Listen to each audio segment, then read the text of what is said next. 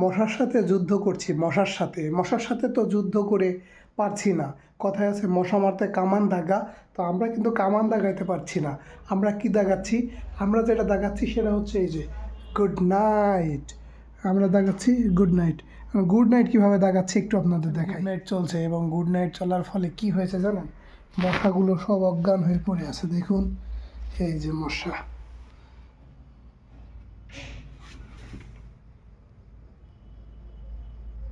ওই যে অজ্ঞান হয়ে পড়ে আছে। এই যে ও উঠতে পারতেছে না, অজ্ঞান হয়ে গেছে।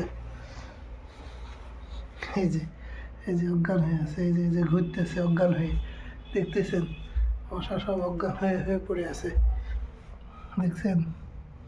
সব কিছু বন্ধ ঘরে গুড নাইট চালিয়ে দিন। ফ্যান ট্যান কিছু চালাবেন না। দেখবেন কিছুক্ষণ পরে, অবশ্যই অ্যাক্টিভ মোডে চালাবেন। কিছুক্ষণ পর দেখবেন মশাগুলো সব অজ্ঞান হয়ে পড়ে আছে। আমি যেটা করব সেটা হচ্ছে এই মশাগুলো যেন পুনরায় জীবিত না হতে পারে, তাই ঝাঁটা দিয়ে একে একেবারে মেরে ফেলবো, যেন অজ্ঞান থেকে আবার পুনরায় ভালো নয়। ঘুরতেছি, ঘুর তুই, ঘুরেও কোনো লাভ নাই, তোকে মেরে শেষ করে দিব। এটা হচ্ছে স্পেশাল টেকনিক, বুদ্ধি। না হলে এই মশাগুলো আবার একটু পরে ডিস্টার্ব করবে, বুঝছেন বন্ধুরা? এই টেকনিকটা আপনারাও করতে পারেন।